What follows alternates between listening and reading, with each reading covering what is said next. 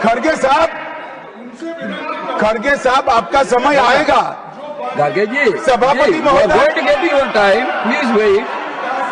गार्गे ji, you are going to get your time. Please wait. Let him speak.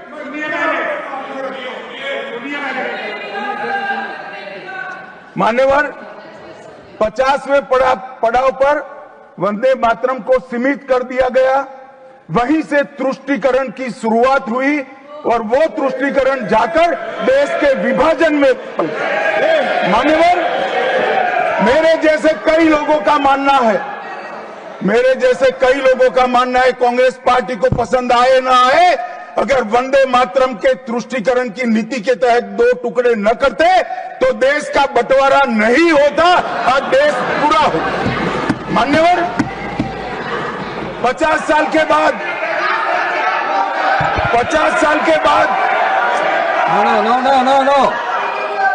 No, nothing will go on record except honorable minister's speech. Please. मान्यवर, 50 साल के बाद वंदे मातरम 100 साल का हुआ। सबको था कि 100 साल मनाए जाएंगे, 100 साल मनाए जाएंगे, मगर 100 साल हुआ तब वंदे मातरम का महिमा मंडन का सवाल ही नहीं था, क्योंकि वंदे मातरम बोलने वाले जो सारे लोग थे उनको इंदिरा जी ने जेल में बंद कर दिया। इस देश में आपातकाल लगाया गया। विपक्ष के लाखों लोगों को, लाखों समाज सेवियों को, स्वयंसेवी संगठन के लोगों को जेल में भर दिया गया। कोई कारण के बगैर अखबारों पर ताले लगा दिए गए।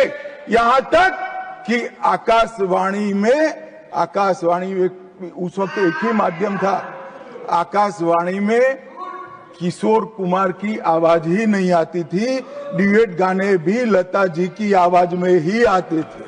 मान्यवर, पूरे देश को जब वंदे मातरम 100 साल का हुआ, पूरे देश को बंदी बनाकर रख दिया। और कल 150वां साल है। 150वें साल में लोकसभा में चर्चा हुई। साहब, ये कांग्रेस पार्टी की स्थिति देखिए। जिस कांग्रेस पार्टी के अधिवेशनों की शुरुआत गुरुवर टैगोर जैसे लोग वंदे मातरम गाकर कराते थे। वंदे मातरम कांग्रेस पार्टी के आजादी के आंदोलन का एक मंत्र बना था। वो वंदे मातरम के महिमा मंडन करने के लिए जब लोकसभा में चर्चा हुई, गांधी परिवार के दोनों सदस्य नदारद थे, दो में से एक भी। वंदे मातरम का विरोध आज भी जवाहरलाल नेहरू से लेकर आज के कांग्रेस के नेतृत्व तक कांग्रेस के खून के अंदर। क्या आप लोगों ने अपने पार्टी का कार्यक्रम शुरू होता, ये आपने पहले कर दिए थे? करते थे। अरे आप तो हर चीज के खिलाफ करते हो। फिर भी आपको मैं बार बार टोकना नहीं चाहता, लेकिन आपको मालूम होना चाहिए, आपका इतिहास ये है कि आप हमेशा देशभक्ति के गाने को, आजादी को और आजादी के लड़ाई के खिलाफ आप थे। कभी भी आप उसके फेवर में नहीं थे।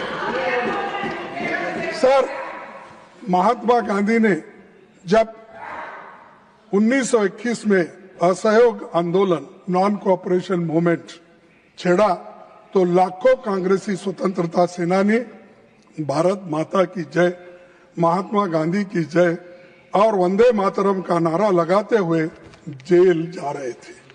आप क्या कर रहे थे? ब्रिटिशों के पास नौकरी कर रहे थे। निकाल के देखो। अरे, और आप हमको देशभक्ति सिखाते हो, हमको पैट्रियोटिज्म सिखाते हो। अरे, पहले तो आप पैट्रियोटिज्म के नाम से डरते थे और सिर्फ सेवा करना ब्रिटिशरों का जानते थे। इसीलिए अरे माफीनामा पिलाता हूं भाई, बाद में वो तो उनके गुरु का है। सभापति जी, मैं कहना चाहूंगा कि पीएम मोदी जवाहरलाल नेहरू जी का अपमान करने का कोई मौका नहीं छोड़ते और वैसा ही होम मिनिस्टर नहीं छोड़ते, क्योंकि उनके पीछे पीछे है ना, वो आगे आगे इन्हों पीछे पीछे। तो नेचुरली ये हमेशा कि इसीलिए वो हमेशा कांग्रेस का गिला करते हैं और हमारे पार्टी के बारे में, नेताओं के बारे में, यहाँ तक कि हर कांग्रेस के लीडर का अपमान करने का मौका नहीं छोड़ते। लेकिन मैंने प्रधानमंत्री का भाषण सुना और उन्होंने नेहरू जी पर आरोप लगाया और कहा कि 1937 में नेहरू जी के नेतृत्व में कांग्रेस पार्टी ने मूल वंदे मातरम गीत से महत्वपूर्ण पद हटा दिए थे। अभी जिसका जिक्र उन्होंने किया, यहाँ तक भी किया कि मुसलमानों का नाम लेके उनको डर के वो हटा दिए, ये भी कहा उन्होंने। सर, ये बातें आप अब बता रहे हैं, जब आप मुस्लिम लीग के साथ मिलकर गवर्नमेंट किए, श्यामा प्रसाद मुखर्जी और मुस्लिम लीग मिलके आपने बंगाल में जो गवर्नमेंट की, कहाँ गया था देशभक्ति? कहाँ गया था आपका देशभक्ति? कहाँ थे आप लोग? क्या देश के लिए कोई? अरे ये लोग, अरे पढ़ो, आपका इतिहास मालूम होता है। सर, प्रधानमंत्री जी ने सुभाष चंद्र बोस को नेहरू जी की चिट्ठी का, सर प्रधानमंत्री जी ने सुभाष चंद्र बोस को नेहरू जी की चिट्ठी का भी जिक्र किया। हमेशा की तरह उन्होंने फिर से सदन को गुमराह किया। प्रधानमंत्री के आरोप तथ्य से परे हैं और लोगों को भ्रमित करने वाली है। सर, सच्चाई ये है 16 अक्टूबर 1937 को नेताजी सुभाष चंद्र बोस ने गुरुदेव रविंद्रनाथ टैगोर को पत्र लिखा और उनसे पूछा कि कांग्रेस को वंदे मातरम के प्रति क्या रुख अपनाना है। ये किसने लिखा? नेताजी सुभाष चंद्र बोस। उनके बारे में भी डाउट है आपको? इसके अगले दिन 17 अक्टूबर को नेताजी ने नेहरू जी को पत्र लिखा और सुझाव दिया कि नेहरू जी को इस विषय पर गुरुदेव से व्यक्तिगत रूप से मिलना चाहिए। ये सुभाष चंद्र बोस के वाक्य है।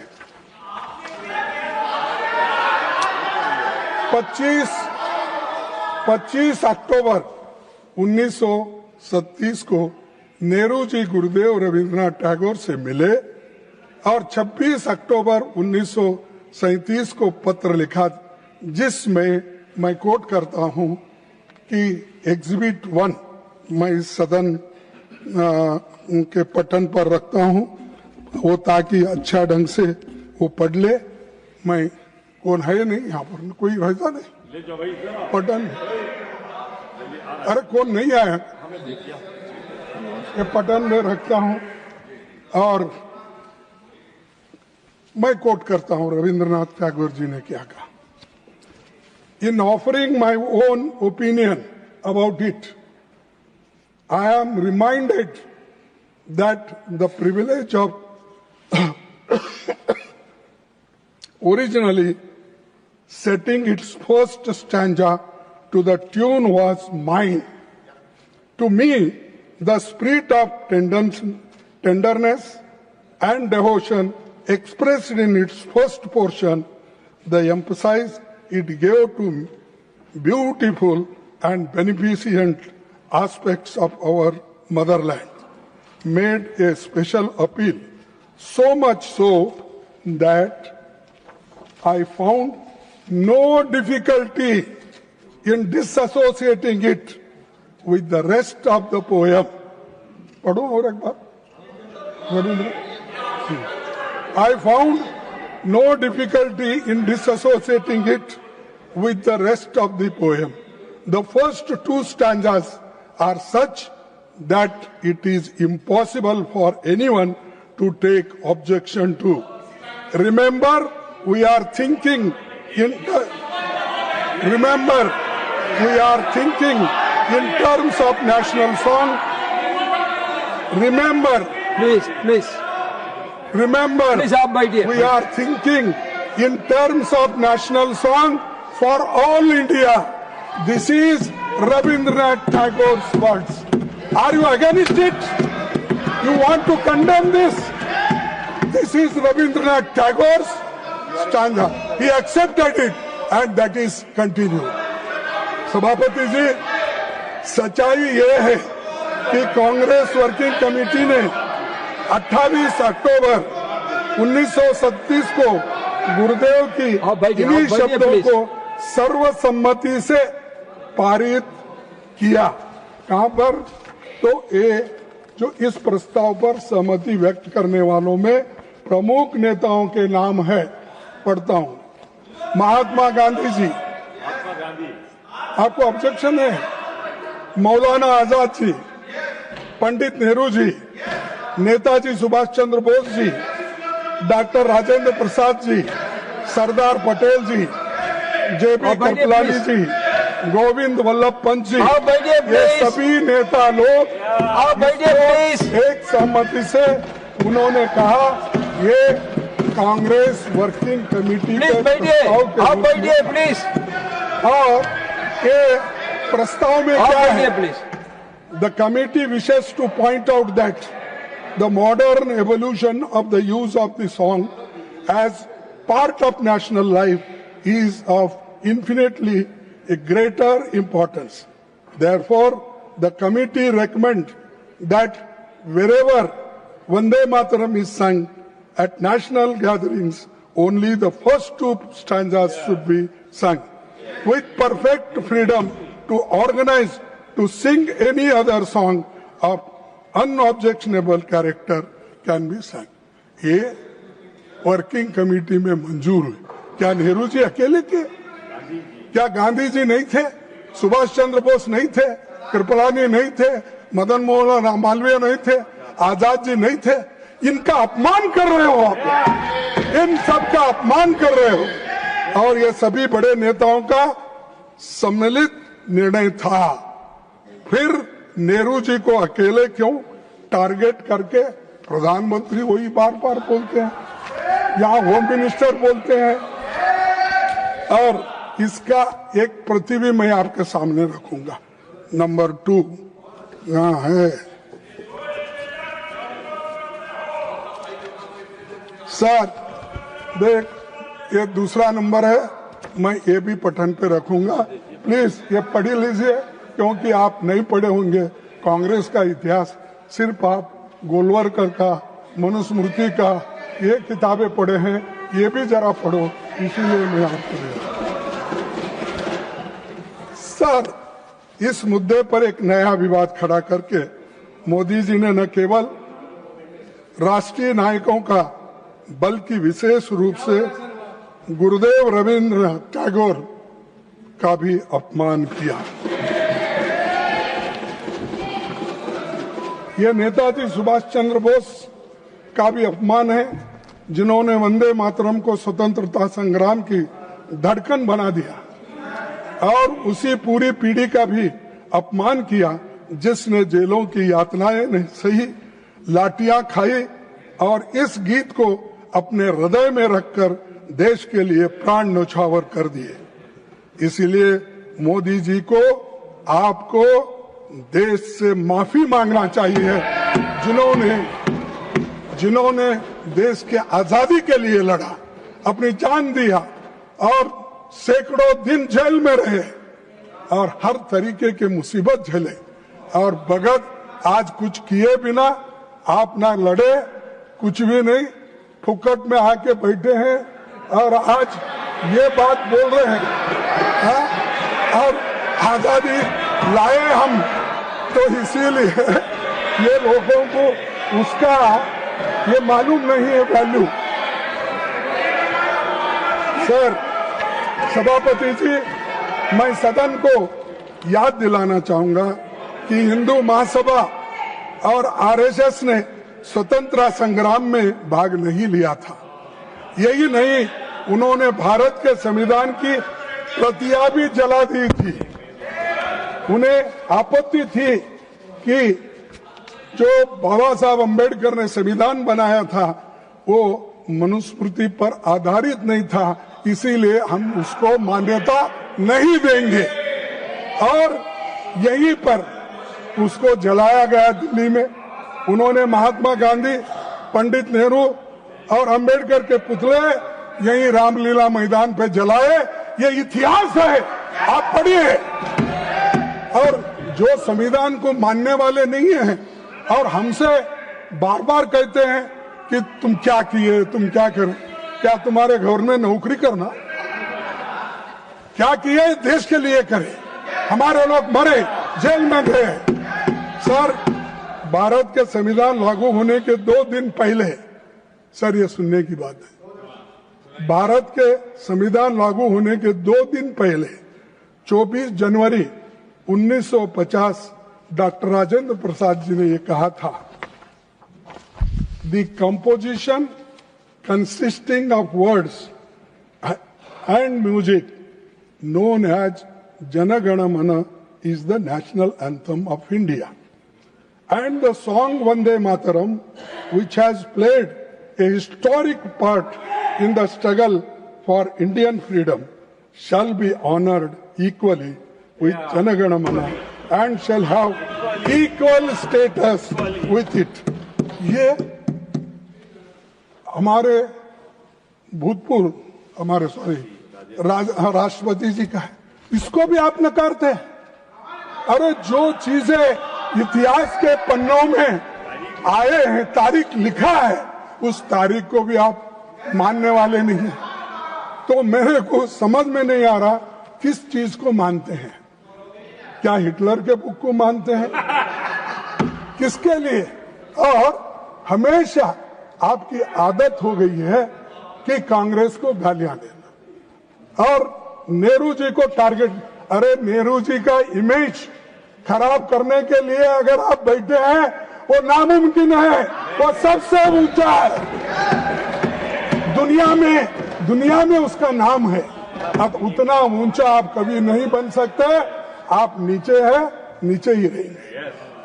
सभापति जी, बीजेपी के लोगों को वंदे मातरम की याद कई दशकों के बाद आई है, परंतु मैं सदन को याद दिलाना चाहता हूं कि वंदे मातरम की 100वीं सालगिरह के मौके पर वंदे मातरम पर पहला स्मारक पोस्टल स्टैंप 30 दिसंबर 1976 को श्रीमती इंदिरा गांधी जी के कार्यकाल में जारी किया गया है।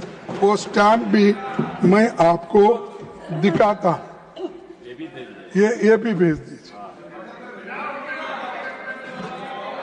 सर, अरे आप लोग देखे नहीं भाई, जरा देख के तो देखो। मुझे अपने सार्वजनिक जीवन के शुरुआती दिनों में एक लोकप्रिय स्टैंप बहुत अच्छे से याद है। मैं उस वक्त कर्नाटक स्टेट में एजुकेशन मिनिस्टर था, तो उस वक्त ये निकाला गया। हम लोग भी वहां पर स्टेट में इसका फंक्शन करते। आपकी अनुमति से इस स्टैंप की एक प्रति दिखाना चाहता हूं। मैं अभी आपके पास भेज रहा हूं और वो आप उसको जरा देख लीजिए। ये तो इतिहास की बात थी जिसे प्रधानमंत्री जी को समझना चाहिए था। आज की चर्चा का संदर्भ वही होना चाहिए जो देशवासियों को वंदे मातरम की भावना का सही अर्थ और सम्मान समझा सके। सभापति जी, जब देश कहीं बड़ी समस्याओं जैसे आर्थिक संकट, बेरोजगारी, सामाजिक मुद्दे में से जूझ रहा है, तब भी प्रधानमंत्री की दिलचस्पी केवल चुनावी प्रचार में रहता है, ना कहीं ऐसे ध्यान भटकाने के सब चीजें इस सदन के सामने लाकर इसमें अपना समय देते हैं। सर, उन्होंने वंदे मातरम पर बहस केवल बंगाल चुनावों के ध्यान में रखकर ही की है, ये मेरा कहना है। ये उसी लिए तो आपने ये की। इस गलत फहमी में न रहे कि गुरुदेव रविंद्रनाथ टैगोर पर हमला करके असली मुद्दों से ध्यान हटाया जा सके। ये नहीं हो सकता। इस सदन का उद्देश्य यही होना चाहिए कि देश के सामने मौजूद ज्वलंत मुद्दे पर ध्यान केंद्रित किया जाए, क्योंकि भारत माता को सच्ची श्रद्धांजलि तभी होगी जब ये संसद जनता के मुद्दों और उनके समाधान के बारे में बहस करे। ये मेरा कहना है अध्यक्ष महोदय, इसीलिए मैं ये बातें उनके सामने रखी है। और दूसरी, सभापति जी, मुझे विशेष रूप से इस सरकार द्वारा भारतीय रुपये गिरते मूल्यों के बारे में कुछ बताना है, क्योंकि $1 की कीमत अब 90 रुपीस, 90 रुपए, इतना गिरा, अब वो नीचे गया। और आपके नेता, जब आप होम मिनिस्टर थे, आपके नेता जो चीफ मिनिस्टर थे, उन्होंने उस वक्त क्या कहा था, ये सुनने की जरा थोड़ी सी टॉलरेंस रखो। जब देश के सामने आर्थिक चुनौतियां खड़ी है, तब वंदे मातरम जैसे राष्ट्रगीत को लेकर राजनीतिक बहस करना केवल ध्यान भटकाने का प्रयास है। असली देशभक्ति वही है जो रुपए की गिरती कीमत और आम जनता की परेशानियों जैसी समस्याओं का समाधान ढूंढे, न कि केवल सिंबॉलिक और भाषणों तक सीमित रहे। आज के प्रधानमंत्री जी थे मोदी जी, और गृह मंत्री जी भी थे उस वक्त हमारे शाह साहब, और 212 में इस मुद्दे पर उन्होंने क्या कहा। इस मुद्दे पर उन्होंने कहा, देश जानना चाहता है किस मुद्दे पे, रुपए की कीमत जो घट रही है और डॉलर जो बढ़ रहा है कीमत उसका।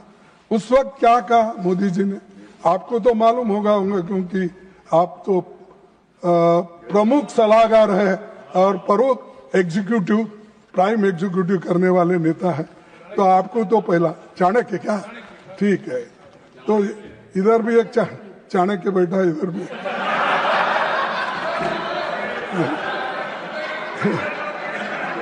तो अरे बेटो, देश जानना चाहता है प्रधानमंत्री जी, ये उन्होंने कहा, देश जानना चाहता है।